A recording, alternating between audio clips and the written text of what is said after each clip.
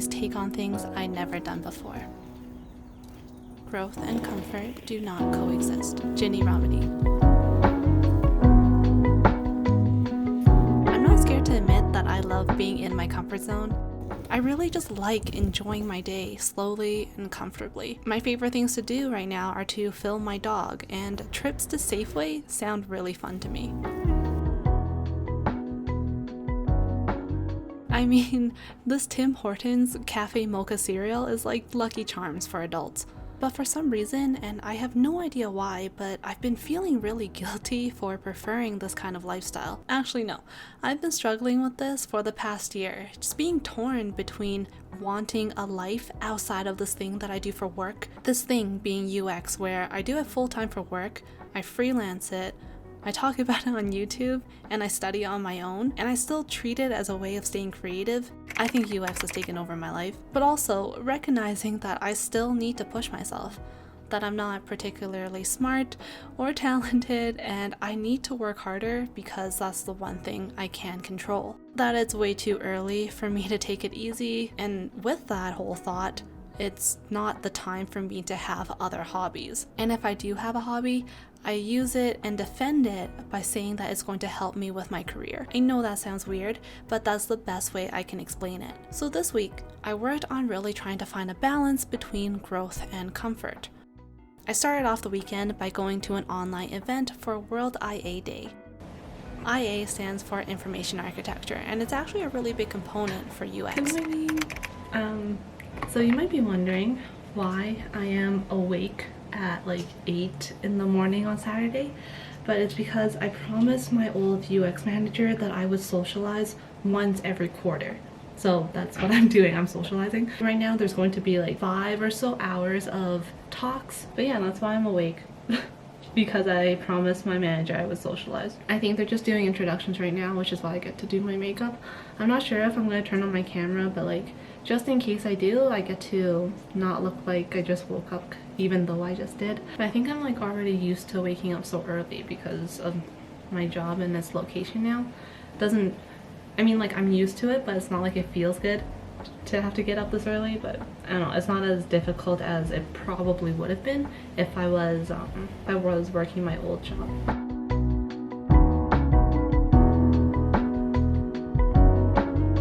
So we are here right now at the morning introductions, and then afterwards is our keynote and user testing. I'm not sure, like, I feel like I want to go to at least, like, of course the keynote, I want to go to that one, but then yeah, definitely user testing. I'm not sure about like this one, or I don't know if I'm gonna go to those, but like there are definitely interesting talks today. Hey, new eyes that made my life, you made full of surprise.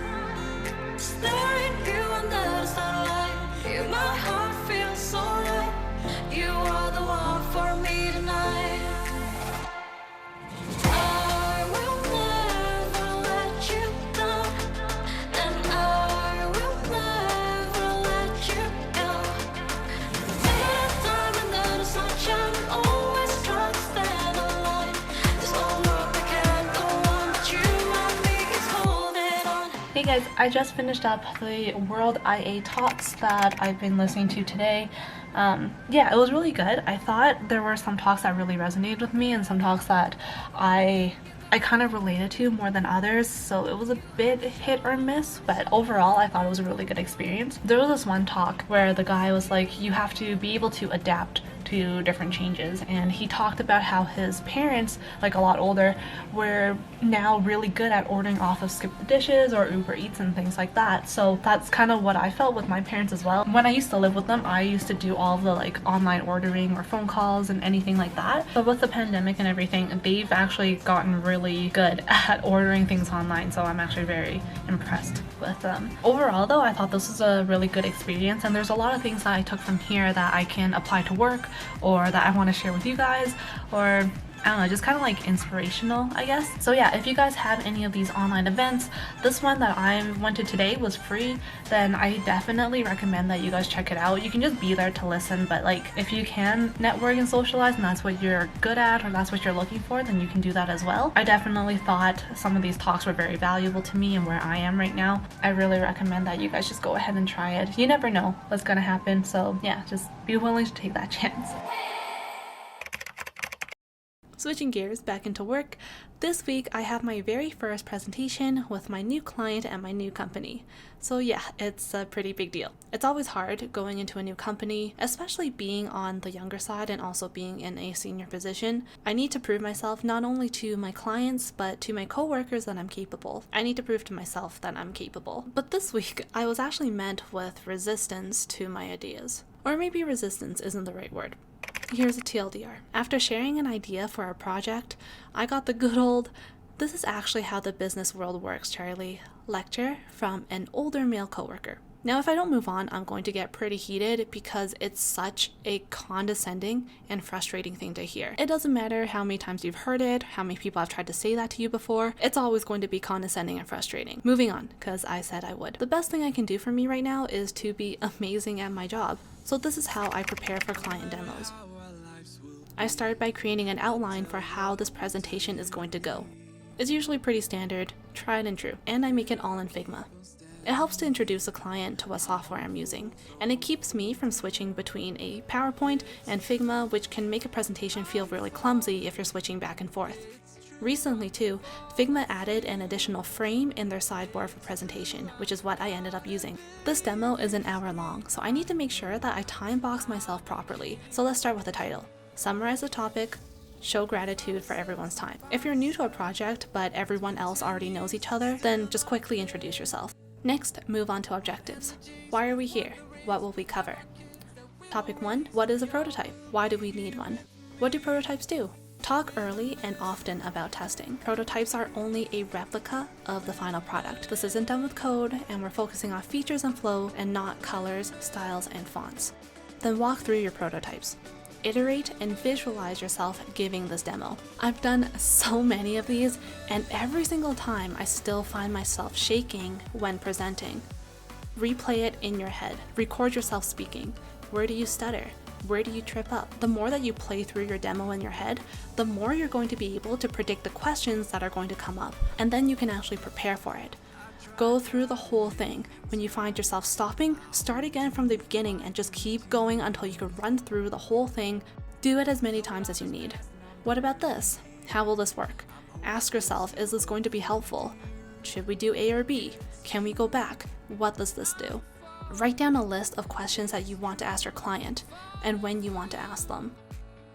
Remember, the better you do in front of clients, the more opportunities you'll be given to grow. If you're going to work overtime on anything, do it for the things that will actually help you in your career. Don't be spending your evenings writing meeting minutes, doing timesheets, or writing out emails that no one wants to answer until Monday anyways. Next is questions. Did you miss anything?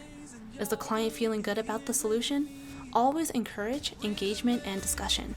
Finally, onwards. Next steps. When my first practice lead wrote a post announcing that he was resigning, he titled it Onwards. So now every time I use the term, I kind of end up thinking of him.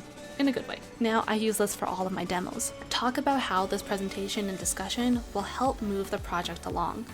Bring up action items. Say thank you again. Talk about testing again. Ask for questions again.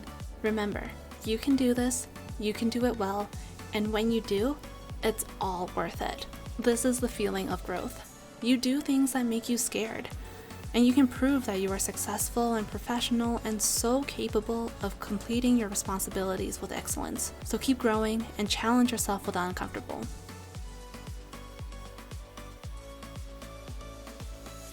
Now, let's find some comfort. I think something else that I've been really struggling with, and it might just be because the YouTubers that I've been watching lately are also all living from home, is that I really miss spending time with my parents. Our province has banned all indoor gatherings, so I don't get to see them at all pretty much. I basically just talk to them every day on the phone and we do like video chats or something. For when my parents were able to retire, one thing that I was really excited about was taking my parents out for food more. But because of everything going on, I haven't been able to. Whenever we used to go out to Hong Kong style cafes, we love to get baked rice. Well, I love to get baked rice. My mom usually makes fun of me because it's something that kids order, but hey, I'm an adult. I can order whatever I want. And for some reason, I've been really craving it this past week or so. I just keep thinking in my head like, I want to eat gok fan. I want gok fan. Gok fan, gok fan, gok fan. And my fiance really likes it too, so I decided to make it today. The recipe I followed is linked down below, and I substituted the pork for chicken, but it still turned out really good, so I can't wait to make it again.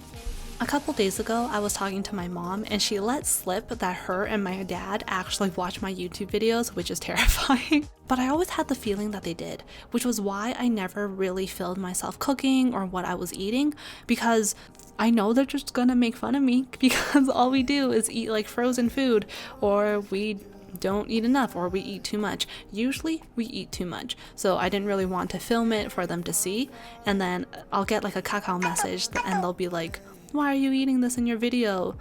Tell us and we'll make you more food, stuff like that. But I think like another thing that I can do for comfort is to cook food that I like and cook food that I'm used to and stuff that I used to have at home. So yeah, that's like another thing that I'm trying to do with my time these days. But I think this gok fan actually turned out really good. All I need is like lai cha haosang to finish it off. And the weather has been really nice lately, so the three of us, being me, my fiance, and our dog, went and walked through downtown in order to get some bubble tea at this new place. And they have the cutest cups, like they look like little cats. So I ended up getting the black sesame with pearls, and he got the strawberry and pineapple with lychee jelly, and they were both so good. Plus we're also saving up the cups so that we can use it again for whenever we make coffee at home. But yeah, that's how my week went and how I tried to balance comfort with growth. I hope you guys liked this video. Thank you as always for watching, and I'll see you guys next time. Bye.